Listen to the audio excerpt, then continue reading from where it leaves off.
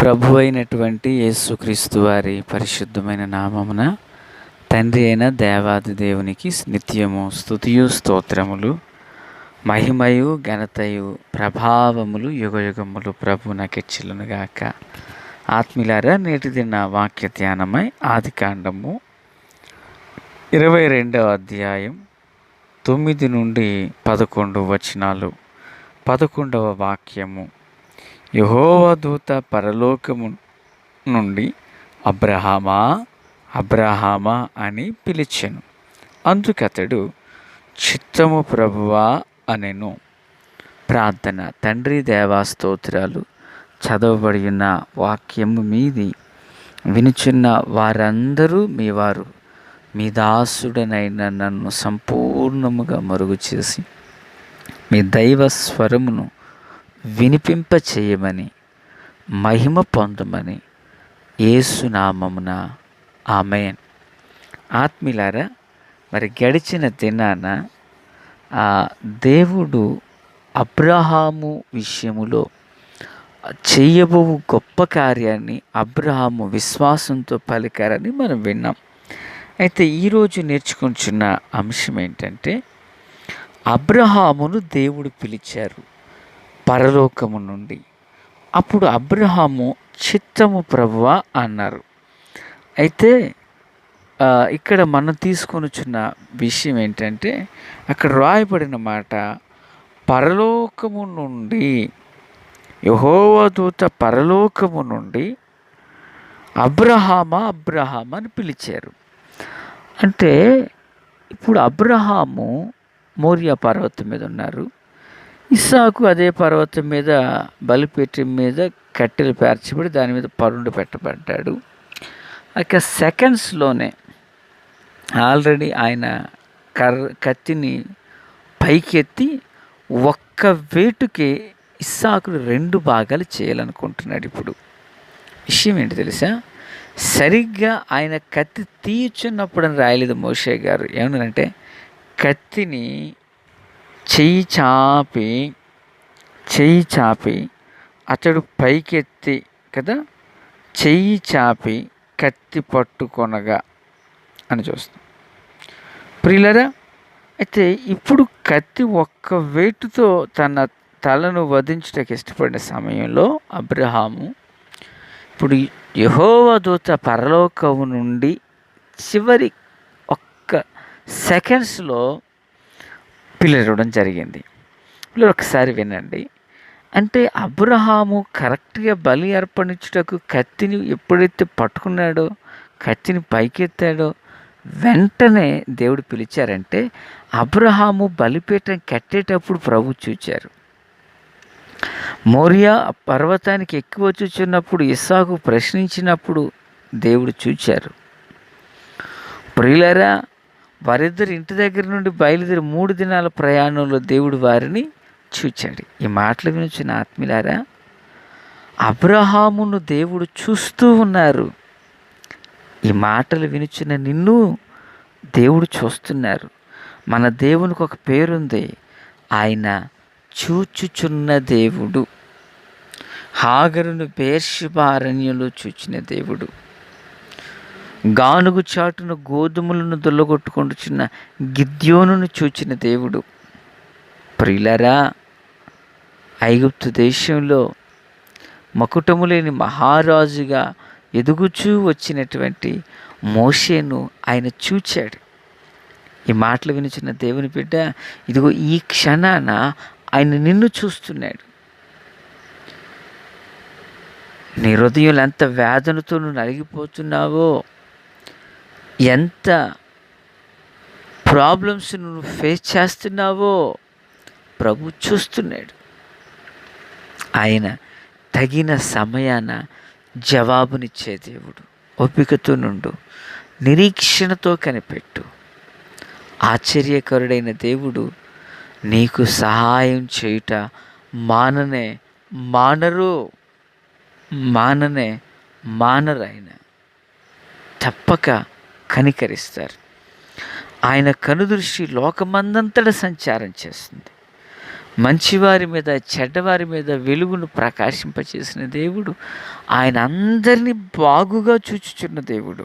నువ్వు అనుకుంటున్నావు నన్ను అందరూ వదిలిపెట్టేశారు, విడిచిపెట్టేశారని. కానీ మనుషులు అనబడిన వారు నిన్ను మరచినా విడిచినా మహోన్నతుడైన దేవుడు నిన్ను చూస్తున్నాడు. ఈ మాటలు వించును యౌవనస్తుడా, నిన్ను ఆయన చూస్తున్నాడు. ఓ తల్లి, ఆయన నిన్ను చూస్తున్నాడు. ఓ తండ్రి, నిన్ను ఆయన చూస్తున్నారు. నీవు నడిచే వక్ర మార్గాన్ని ఆయన చూస్తున్నాడు. నీవు అనుకుంటున్నావు నన్ను ఎవరు చూడట్లేదని, కానీ ప్రభువు నిన్ను చూస్తున్నారు. అబ్రహామును చూచిన దేవుడు నిన్ను చూచుచున్నాడు. నా దేవుని పిల్లారా, మన దేవునికి హాగరు ఒక పేరు పెట్టింది, చూచుచున్న దేవుడవు నీవేనయ్యా అంటూ. ఈ మాటలు వినుచు ఆధ్యాత్మిక జీవితంలో కొనసాగిపోతున్న సంగమా, ఆత్మీయులారా, ఆయన నిన్ను చూస్తున్నాడు. ఆయన నీ ఆంతర్యాన్ని చూస్తున్నాడు. ఆయన విషయం ఏంటో తెలుసా? అబ్రహామును దేవుడు 21వ అధ్యాయంలో పిలుస్తారు. అప్పుడు అబ్రహాము చిత్తము ప్రభు అన్నారు. అంటే ఆ సందర్భం ఎలాంటిదంటే 21వ అధ్యాయంలో ఈ సంగతులు జరిగిన తర్వాత అని ఉంటుంది అక్కడ. అయితే పిల్లరా, ఆ ఇష్మాయేలును పంపించి వేసిన తరువాత జరిగిన విషయములు అవి. అప్పుడు ప్రభు పిలిస్తే అబ్రహాం ఏమన్నారు? చిత్తము ప్రభువా అన్నారు. ఇప్పుడు బలిపీఠం మీద ఇస్సాకును బలి అర్పణగా పెట్టబడితే, ఇప్పుడు క్షణములో ఆయన కత్తి తీసి ఇస్సాకును బలి ఇవ్వబోతున్న సమయంలో అప్పుడు ప్రభుతో మాట్లాడుతున్నారు. అబ్రహాం అబ్రహాం అంటే చిత్తం ప్రభువా అన్నారు. ప్రియులారా, మొదటి పర్యాయము పిలిచినప్పుడు చిత్తము ప్రభు మీ ఇష్టం అంటూ మాట్లాడాడు. అంటే దీని ఆంతర్యం ఏంటంటే, ఇస్సాకును కోల్పోవలసి వచ్చిన దుఃఖములో చిత్తం ప్రభు అన్నారు. తన జీవితంలో సమస్తాన్ని కలిగి దాసిని తన కుటుంబాన్ని పంపించి వేసినప్పుడు కూడా చిత్తం ప్రభు అన్నారు. కాలాలు మారిన, విధానాలే మారిన, పాలనా పద్ధతులే మారిన, ప్రభువు యొక్క కృపలో నిలిచినటువంటి ఈ అబ్రహాము తన విశ్వాస జీవితంలో చిత్తము ప్రభు అన్నారు. అలాగనే తన గుండె భారం తిండిపోయిన సమయంలో కూడా చిత్తం ప్రభు అన్నారు. పిల్లలు, మీకు ఏమర్థమవుతుంది? యోబుని గురించి గుర్తుంది కదా, సమస్తాన్ని కలిగి ఉన్నప్పుడు దేవునికి స్తోత్రం అంటూ మాట్లాడుకున్న వ్యక్తి, సమస్తం పోయిన తర్వాత కూడా భార్యతో ఏమంటున్నాడండి ఆయన? దేవుడు ఇచ్చారు, దేవుడు తీసుకున్నారు, దేవునికి మహిమ కలుగును గాక అన్నారు. అంటే దాని అర్థం ఏంటి పిల్లరా? దాని ఆంతర్యం ఏంటి? ఏ పరిస్థితుల్లో ఉన్నా ప్రభువుకు నమ్మకంగా యోబు జీవించలేదా? పిల్లరా, సమస్తం సమృద్ధిగా కలిగి ఉన్న సమయంలో ఆత్మీయులారా, మరి ఇంకా ఇస్సాకు పుట్టక మునుపు దేవుని చిత్తానికి ఎలా లోబడ్డాడు అబ్రహాము? 22వ అధ్యాయంలో ఇస్సాకును బలర్పించుచున్న ఆ క్షణాన కూడా అదే చిత్తమునకు లోబడి ఉన్నాడు. ఆత్మీయులారా, మన ఆధ్యాత్మిక జీవితంలో మనం ఏ స్థితిలో ఉన్నా ప్రభుకు మనం దూరం కాకూడదు. ఈనాడు అనేకులు మరి పునరుత్థాన ఆరాధనలకు దూరమవచ్చు. దేవుడు మేలు చేస్తూ వస్తే ఓలాగా, ఒకవేళ దేవుడు చేసే మేలు కొంచెం ఆలస్యమైతే మరోలాగా పలికేవాళ్ళు ఎంతమంది లేరు? దేవుడు నాకేం మేలు చేశాడండి అనేటువంటి పలికేవాళ్ళు. ఆత్మీయులారా, మనం పరిస్థితులను బట్టి మలచబడిపోయే వారిగా ఉండకూడదు. మనం ప్రభువుని బట్టి నడిచే వారమై ఉండాలి. ఆమేన్. నా దేవుని పిల్లరా, మరి ఇక్కడ అబ్రహాము సంతోషంగా ఉన్నప్పుడు చిత్తం ప్రభు అంటూ పలికారు.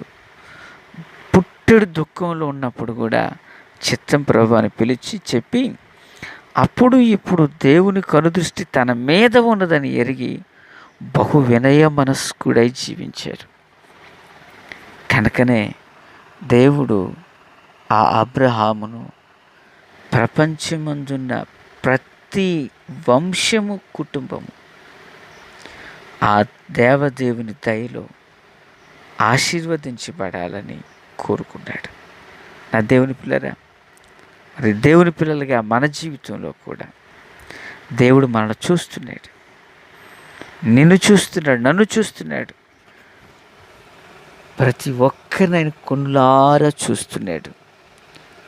ఆయన నన్ను చూస్తున్నాడనే నిరీక్షణతో బహుభక్తి కలిగి జీవించుదుము గాక. తండ్రి, దేవా స్తోత్రాలు. మీ దీవెన ఆశీర్వాదాన్ని దయచేయండి, మేలుతో నింపండి. మీ దీవెన ఆశీర్వాదాన్ని అనుగ్రహించండి. వాక్యం అందరి హృదయాల్లో ఫలభరితం చేయండి. ప్రభువా, ఏ పరిస్థితుల్లో ఉన్నా అబ్రహాము చిత్తము ప్రభు అంటూ లోబడ్డాడయ్యా. ఆ చిత్తమునకు లోబడే భాగ్యం మాకు ఇయ్యండి. యేసు నామమున ఆమేన్. Praise the lord.